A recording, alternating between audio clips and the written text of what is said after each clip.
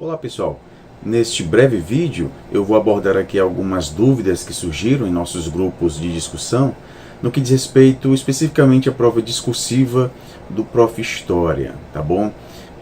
De fato, quando a gente analisa o edital, não há muitas informações sobre como vai ser a prova discursiva, mas o que a gente sempre vem fazendo, né, é estudando, tomando por base os últimos exames. Na verdade, todos os exames do Prof. História, a gente teve a proposição de uma aula, tá bom? A proposição de uma aula. Então nós estudamos os itens que compõem esta aula, né? Então esses exames anteriores cobraram de nós a proposição de uma aula, na qual a gente deveria preencher os itens, né, que estavam ali presentes na prova, né? Como ano de escolaridade, qual temática a gente deve escolher. Então é muito importante que, se de fato for a proposição de uma aula, você pense bem na temática, porque normalmente são disponibilizadas duas temáticas, nós escolhemos uma e fazemos a proposição de uma aula sobre aquela temática. E é claro, abordando aquilo que o comando da questão nos traz. Então a gente tem que prestar muita atenção a temática que foi escolhida e também o comando da questão, porque normalmente a gente tem a temática e também um texto, né, que de alguma forma deve estar presente na nossa proposição. Então a gente tem um texto, normalmente vem um texto antes das temáticas, esse texto aborda algum aspecto teórico sobre um conteúdo, né? Aí depois a gente tem as duas temáticas, então você vai tratar aquela temática considerando o conteúdo que está presente nesse breve trecho que vem antes das temáticas. É o que eu estou imaginando, né, que a gente vai encontrar nessa prova, tomando por base todos os exames anteriores, né? Então a gente fez essa preparação pensando na elaboração de uma proposta de aula, né, seguindo todos aqueles itens que nós tivemos nas provas anteriores, tá bom? Disponibilizei para vocês uma folha resposta, considerando o último exame que nós tivemos, né? Ali tem todos os itens, o simulado que a gente fez também com todos os itens, né? Essa organizadora, que é a Econ Rio, né, ela já fez uma seleção do Prof. História, e nessa seleção do Prof. História, que foi a Econ Rio que fez, a gente também teve a proposição de uma aula. Então não mudou muita coisa, a estrutura das questões também foi bem parecida de todos os exames anteriores. Então, mesmo mudando a organizadora, a gente teve a manutenção da estrutura de prova do Prof. História, tá bom? Questões objetivas com gravuras, muitas imagens, questões também de muita interpretação, né? A gente interpretar a relação das imagens com os textos verbais que estão presentes nas questões. Não são questões meramente decorebas, né? A gente tem que ter uma interpretação de fato, né? Então isso no que diz respeito à prova objetiva. Para a prova discursiva, a aposta é que seja a proposição de uma aula. Isso a gente já estudou bastante. Aí surge a pergunta, mas se não for uma proposição de aula, vai que de repente eles mudaram, né? Depois de anos e anos com a proposição de uma aula, eles de repente peçam a escrita de um texto dissertativo, né? Então, se houver a mudança, muito provavelmente vai ser a escrita de um texto dissertativo. Dissertativo argumentativo sobre alguma temática relevante, né? Então, em um texto dissertativo argumentativo, a gente vai trazer um pouco do que a gente já estudou, inclusive para a proposição de uma aula, né? Então, em um texto dissertativo argumentativo, a gente pode dividir em três partes: introdução, desenvolvimento e conclusão, né? Relativamente simples, né? Na introdução, a gente contextualiza, né, a situação a situação na qual a gente vai inserir um ponto de discussão, que vai ser o ponto focal, né? Essa contextualização que a gente faz no primeiro parágrafo, ela retoma muito do que está presente na própria prova discursiva. Por quê? Porque se for de fato a proposição de um texto dissertativo, a prova vai trazer esse comando. Ela deve trazer um texto para a gente ler, com alguma temática relevante, provavelmente vai trazer a citação de algum teórico, algum pesquisador, né? Então vai pedir para a gente discorrer sobre aquela temática considerando, né, o pensamento de um determinado pesquisador. Aí a gente vai se posicionar, né? Começa o texto na introdução retomando aquilo que a gente encontrou nesses textos. Então, esses textos que a prova nos traz, a gente pode chamar também de textos motivadores. São textos que de alguma forma dão o pontapé para a nossa discussão. Então, essa contextualização que a gente vai fazer no primeiro parágrafo traz muito do conteúdo desses textos. É claro que não é copiar e colar, é a gente considerar aquele contexto ali presente e trazer para o nosso texto na introdução. No desenvolvimento, aí você vai defender com argumentos, né, a sua tese, a sua opinião sobre aquilo que você está discutindo. Defender com argumentos é uma estratégia muito conhecida, estratégia argumentativa, né? É a citação da voz de autoridade, é você citar um pesquisador. Então, você se posiciona, né? Você assume um posicionamento e traz uma citação que, obviamente, esteja coerente com o seu posicionamento. Então, quando a gente traz voz de autoridade, a gente traz para reforçar o nosso ponto de vista, tá bom? Então, é importante a gente trazer essas vozes de autoridade, né? Pesquisadores, obviamente, que se relacionam com o que a gente está discutindo no texto, tá bom? Houve aqui uma sugestão, professor, você não poderia trazer um material simplificando, dividindo por temas, por exemplo, determinado tema, um exemplo de citação, outro tema, outro exemplo de citação, né? O que de fato na história é bastante complicado, porque a gente tem uma infinidade de temas, né? A gente pode, por exemplo, na nossa plataforma, tem um vasto material bibliográfico, né, no qual a gente pode encontrar citações para diversos assuntos, né? Inclusive um livro escrito no âmbito do próprio Prof. História, que foi o livro Dicionário de Ensino de História. Nesse dicionário de ensino de história que está na plataforma, a gente tem vários assuntos, né? E nesses vários assuntos a gente tem referenciais teóricos citados. Mas como o objetivo aqui é tentar sintetizar ainda mais, né, esse material eu vou disponibilizar também, né, aqui em PDF. Eu vou postar no nosso grupo, tá bom? E vai ser bastante sintético, né, uma vez que a gente tem pouco tempo até a prova. Então é mais pensando nos colegas que começaram a estudar de última hora, né, para essa prova e precisam de algumas dicas de referencial teórico para citar na prova discursiva, tá bom? Então eu vou disponibilizar esse material em PDF com algumas sugestões. Eu utilizei os objetivos, né? Os objetivos os conteúdos presentes na BNCC para a gente ter uma espécie de norte, né? Então eu trouxe os objetos de conhecimento que estão presentes na BNCC, obviamente no que diz respeito ao ensino de história, mas a gente encontra ali mais de 50 objetos de conhecimento, então não tem como. Então eu fiz a seleção da seleção da seleção, então a gente tem aqui alguns objetos de conhecimento que estão na BNCC e eu trouxe aqui algumas sugestões de vozes de autoridade que podem ser utilizadas na prova, tá bom? Então se a prova não for a proposição de uma aula, provavelmente vai ser a escrita de um texto dissertativo sobre uma temática que vai estar presente ali na prova, né? Então divida o seu texto, introdução, desenvolvimento e conclusão, né? Se for a produção de um texto dissertativo argumentativo, traga a contextualização no primeiro parágrafo. Nos parágrafos de desenvolvimento, né? Defenda o seu posicionamento citando autores, né? E no parágrafo de conclusão você retoma aquilo que você discutiu. Pode trazer de repente uma possível proposta de intervenção, né? Porque normalmente a temática ela vai abordar um problema social, né?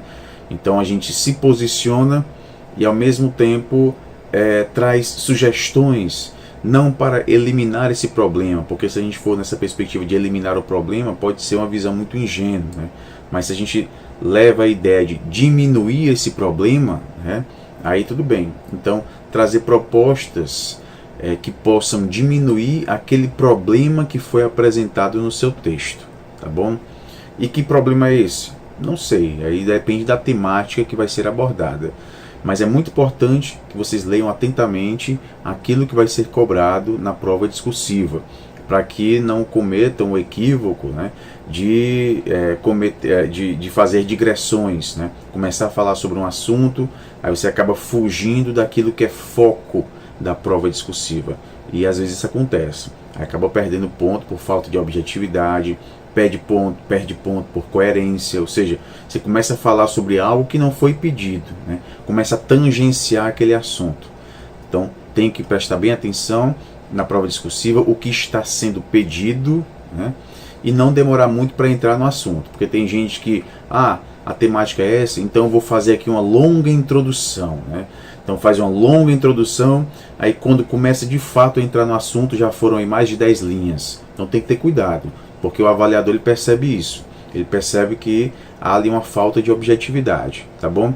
Então, se não for a prova discursiva, eu acho que vai ser, se não for a proposição de uma aula, e eu acho que vai ser uma proposição de uma aula, será a proposição de um texto dissertativo sobre algum assunto, né, alguma temática que vai ser cobrada na prova discursiva, tá bom? Mas a minha aposta é, de fato, que seja a proposição de uma aula. Vamos ver, né? Bem, então a gente tem aqui algumas perguntas que foram feitas. A primeira é, e se a prova discursiva não for a elaboração de uma aula? Então a gente já abordou aqui nesse primeiro momento, né? Aí o segundo questionamento que foi feito, principais vozes de autoridade que podemos citar por assunto, é justamente o que eu acabei de falar, né? Os assuntos são os mais variados possíveis, assim, são assuntos, assim, não tem como a gente quantificar, mas, né, eu vou disponibilizar aqui um material com os objetos do conhecimento que eu tirei da BNCC, e a gente tem alguns assuntos ali relevantes. Eu, obviamente, tive que fazer uma seleção desses assuntos, porque não tem como trazer todos aqui, principalmente nesse momento. Que critérios eu utilizei para fazer essa seleção? Eu utilizei o critério das avaliações anteriores do Prof. História, porque se a gente considerar as provas discursivas anteriores do Prof. História, né, com exceção, acredito, da primeira, todas as outras a gente teve duas temáticas. Dessas duas temáticas, uma era escolhida, né? E dessas duas temáticas, sempre, pelo menos uma delas abordava o contexto brasileiro, né? Um assunto de interesse aqui do Brasil, né? Os indígenas, a questão da marginalidade, as pessoas que vivem à margem da sociedade, enfim, a gente sempre teve uma temática situada no contexto brasileiro. Então eu fiz a escolha de objetos do conhecimento, né, mais próximos do nosso contexto, né? E vocês podem perceber que é sempre um assunto crítico, né, que é para a gente discorrer, né, um assunto crítico. Não é um assunto meramente, por exemplo, falar sobre o capitalismo mundial, falar sobre a revolução industrial. Não, é sempre algo que puxa para uma questão social, né? Então as provas discursivas do Prof. História, de alguma forma, traziam a denúncia de um aspecto social, né? Então há essa questão crítica. Então eu busquei fazer a seleção de alguns objetos do conhecimento que de alguma forma, né, se relacionassem com esses aspectos críticos, né, de denúncia, de proposição de mudança social, transformação social, enfim. Então eu vou também disponibilizar. Obviamente tive que fazer aqui, tive que adotar alguns critérios para a escolha desses objetos do conhecimento, porque senão não ia ter como a gente abordar nesse curto espaço de tempo todos esses objetos, tá bom? Então essa segunda pergunta, principais vozes de autoridade, vai vir nesse material, tá bom? Quantas citações deve ter, né, na fundamentação dos conceitos? Porque quando a gente estuda a estrutura da prova, e a gente está apostando na prova, né, um dos itens, e é justamente o item maior, né, quando a gente vê lá o número de linhas, né, e provavelmente vai ser o item mais relevante para o avaliador, né, a gente tem fundamentação dos conceitos. Quantas citações? Você pode trazer uma citação, duas citações de pesquisadores, né, de estudiosos naquela área, né, e inclusive isso já vem, já casa com outras perguntas que foram feitas, né. Então vamos lá. Quantas citações deve ter na fundamentação dos conceitos? Pode ter uma, duas, mas sempre busque trazer pelo menos uma citação, uma voz de autoridade. Aí vem outra pergunta. Se eu não trouxer citação, eu perco pontos, né? A ideia aqui não é perder ponto. A ideia aqui é trazer um texto que se destaque, é sair do senso comum, é não produzir um texto superficial, mas sim produzir um texto que se destaque em relação aos outros textos que estão sendo apresentados.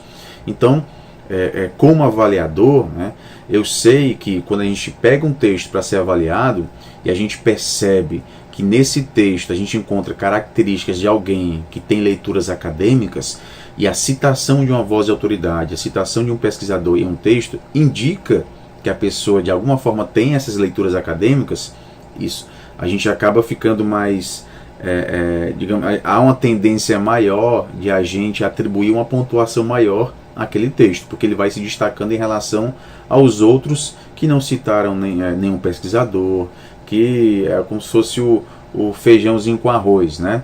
Mas o nosso objetivo é se destacar, né? É mostrar que a gente tem leituras acadêmicas. Uma citação, outra citação, já é o suficiente para a gente se destacar nesse texto, né? Deixar nosso texto mais rico, né? Chamar a atenção da banca. O que a gente quer é chamar a atenção da banca. Se você não citar autor, né? Isso não quer dizer que você vai perder ponto, né? Mas o objetivo não é perder ponto, o objetivo é ganhar mais pontos, né? É se destacar. Então eu sempre sugiro que você cite alguma voz de autoridade que seja produtiva em relação à discussão que está sendo feita, né? Nas citações das vozes de autoridade, preciso colocar com exatidão fonte, nome do livro, ano, etc? Não, não precisa. Até porque a gente não vai ter nenhum tipo de consulta na hora. Então é impossível você fazer o que a gente chama de citações diretas no nosso texto. Então, seja a proposição de uma aula, seja a proposição da escrita de um texto dissertativo, argumentativo, a gente não vai trazer citações diretas no nosso texto. A gente não vai dizer, segundo Eric Hobsbawm, aí coloca, abre aspas, né? Aí coloca o texto, fecha as aspas, entre parênteses, o ano de publicação da obra e a página em que aquele texto foi retirado. Não, não vai ter isso no nosso texto, né? A gente não vai ter uma consulta na hora, tá bom? O que a gente vai trazer não são citações diretas. A gente pode trazer paráfrases, né? Paráfrases é a gente contando com as nossas palavras o que a gente leu em um texto. Então, você pode trazer o nome do autor e o nome da obra, tá bom? Segundo Eric Hobsbawm, né, em a era das revoluções, né? Aí você traz não o trecho exatamente como você leu, mas sim o que você entendeu, né? Com suas palavras. Então a gente vai trazer paráfrases, tá bom? E também se relaciona com outra pergunta que foi feita aqui no grupo, né? Se eu não souber o nome do autor, né? Se eu tiver dúvidas, né? Eu escrevo o nome dele, né? A ideia é você escrever o nome de forma correta, né? Agora, se for um nome relativamente complicado, né? O próprio Hobsbawm, né? Se você não tem muita intimidade na escrita do nome, né? Então você não tente trazer, né? Porque o erro de grafia do nome muito provavelmente não vai gerar a perda de pontos no que diz respeito a um desempenho linguístico, né? A norma culta. Então você não deve perder pontos por errar o nome de um autor, né? Desde que, é claro, esse autor tem um nome complicado, né? Você não pode errar um nome de um autor relativamente fácil, né? Aí seria algo mais, chamaria mais a atenção da banca, né? Mas isso é irrelevante em relação àquilo que a gente vai trazer no nosso texto, né? Então, errar a grafia de um nome errar, esquecer de colocar um R, um S ou um W, né? Isso não vai ser relevante em relação ao texto que você está produzindo, ao todo do seu texto, tá bom? Até porque, mais importante do que você acertar o nome exato da pessoa, é você citar o conteúdo do texto dessa pessoa. Isso é o mais importante, tá bom? Então, pode cometer equívocos, a ideia é que não cometa, né? Mas pode cometer equívocos na grafia, de preferência se o nome da pessoa for meio complicado, né? Quando o livro tem vários autores na citação, nós podemos colocar apenas o nome do livro, né? Pode colocar apenas o nome do livro, né? Porque é comum a gente fazer leituras de texto, de livros, né? Que são livros organizados, né? Produções com vários organizadores, né? Então você pode citar o nome do livro, né? Como pode ser visto, né, em um dos capítulos de Dicionário de Ensino de História. Esse livro que eu estou citando aqui, inclusive eu faço muita propaganda dele, né? Dicionário de Ensino de História. Um livro muito bacana que aborda vários conceitos, né? E seria interessante também, se você tivesse um tempo, né, para fazer a leitura desse livro. É muito bacana e foi produzido no âmbito do Prof. História, tá bom? Então pode citar só o nome do livro, né? A ideia é que vocês demonstrem um repertório acadêmico. Como é uma seleção voltada para um mestrado, né, uma pós-graduação estrito sensu, a ideia é que a gente demonstre que a gente tem uma intimidade com as leituras acadêmicas. E a gente mostra isso trazendo citações, fazendo referência a obras, né, mostrando que, por mais que a gente esteja em sala de aula, relativamente distante do universo acadêmico, a gente continua as nossas leituras, né? Então a gente não está totalmente distante, tá bom? Fazer a citação de um poema, né, do tipo O Navio Negreiro de Castro Alves, tem o mesmo valor de uma bibliografia, né? Então acredito que a pessoa tenha perguntado se tem o mesmo valor de um referencial teórico sobre isso, né? A questão é, por exemplo, Navio Negreiro de Castro Alves, né? Como você vai utilizar esse livro, né? Como um documento no qual você vai abordar como o negro era tratado, né? Você pode levar isso, propor uma aula de história, e nessa aula de história levar esse material, né? Que normalmente a gente já pensa logo em um material voltado para o ensino de literatura, né? Mas você pode sim trazer documentos, né? Textos literários para trabalhar também a história. Então você pode trazer sim. A questão é que a gente não pode também comparar um escritor literário, né, com um historiador, né? Um historiador. Então há diferenças aqui no que diz respeito à citação, mas vai depender do seu propósito, né? Qual é o seu propósito ao citar uma obra como essa, né? Destacar o material que vai ser utilizado em sala de aula, né? Ou você vai trazer esse escritor como sendo uma referência teórica sobre o negro, né? Aí já vai ter um outro peso, né? Tem que a nossa citação, ela deve ser produtiva, tá bom? Então você pode sim trazer textos literários, poemas, romances, né, para a sua aula, desde que, é claro, esteja articulado, né, com o foco da aula, tá bom? Então você pode sim trazer. Pode utilizar repertório, autor, obra e conceito que foi citado na prova objetiva, né? Então, nossa prova objetiva, a gente vai encontrar vários trechos de obras, né, de historiadores, né? Então é muito comum a gente encontrar um vasto material também na prova objetiva. Será que eu posso levar isso para a prova discursiva, né? A ideia é que a gente demonstre que a gente tem um repertório independentemente daquela prova objetiva, né?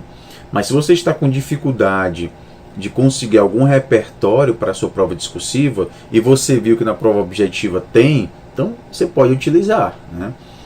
Repetindo, a ideia é que a gente mostre que a gente tem um repertório, né?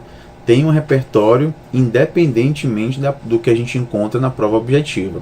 Mas se você está com dificuldade na prova discursiva de trazer algum repertório, citar algum texto, algum pesquisador, né? E você viu que na prova objetiva há, então você pode trazer também. Agora evite fazer cópias, né? Copiar trechos, né? Você pode citar alguém que aparece ali na questão objetiva e parafrasear o que você encontra escrito na questão, né? Não faça uma cópia literal, né? Parafraseie. Se você estiver com dificuldade de puxar no seu próprio repertório alguém para ser citado, né? Então você pode sim utilizar, né? Até porque se não for feita uma formação específica de quem vai avaliar esses textos, né? As pessoas que vão avaliar talvez nem conheçam o conteúdo da prova objetiva, né? A ideia é que conheçam, né? Então, sempre quando a gente vai fazer a avaliação de um texto, né, de uma seleção, a gente primeiro analisa se o conteúdo daquela prova discursiva de alguma forma está diluído em alguma questão objetiva, para a gente saber se, essa questão objetiva ela trata exatamente desse tema da prova discursiva.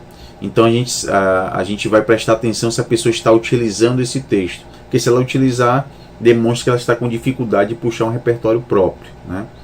Mas você pode utilizar, né? Pode utilizar, de preferência, claro, né? Traga um repertório próprio, tá bom? Se a minha letra cursiva for muito feia, posso escrever com caixa alta, né? Letra caixa alta, que a gente chama as letras bastão, né? Letra de forma, né? Sim, por exemplo, a minha letra cursiva é muito feia, né? E eu acabo errando, porque eu estou perdendo a coordenação motora para escrever com letra cursiva. Então só escrevo com letra de forma. Pode sim escrever com letra de forma, não vai perder ponto. Agora, em palavras que são iniciadas com maiúscula, e as frases a gente inicia com maiúscula, né? Você vai escrever a letra maior do que as demais letras, tá bom? Então, pode escrever com letra de forma. Essas letras de forma também vão ser acentuadas, você vai colocar acento gráfico, tá bom?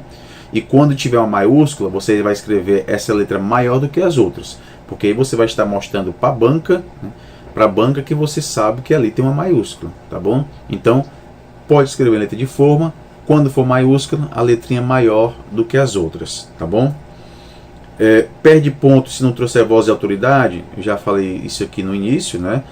A questão não é perder ponto, a questão é deixar o nosso texto mais rico, né? Sair do senso comum. E quando a gente está em uma seleção que é concorrida, o nosso objetivo é produzir um texto que se destaque em relação aos outros textos. Trazer vozes de autoridade no nosso texto faz o nosso texto se destacar, né? E é isso que a gente quer, tá bom? Então a sugestão é: busque trazer vozes de autoridade, né? São citações de pesquisadores, tá bom? A 10ª pergunta: como citar o autor quando não tem certeza da grafia do nome? É o que eu falei aqui anteriormente, né? Se você errar a grafia do autor, né, principalmente se for um autor com um nome meio complicado, né, não deve ser tão relevante assim. O que vai ser mais considerado é o conteúdo que você está trazendo, é a citação em si, né? Citação que, mais uma vez, não vai ser direta. O que a gente vai trazer são paráfrases em nosso texto, né? A gente contando com as nossas próprias palavras. Não vai citar ano de publicação de obra, citar página, não precisa colocar a citação entre aspas, porque não é citação direta. Então você pode citar, trazer com suas próprias palavras, tá bom? Esses foram as perguntinhas que foram feitas no nosso grupo.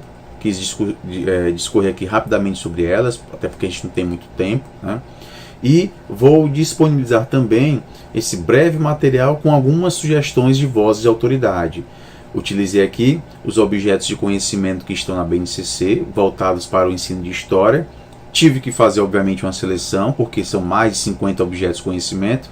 Fiz essa seleção utilizando como critério aquilo que a gente mais viu nos últimos anos da seleção do Prof. História, que foi assuntos relacionados a um aspecto crítico, né?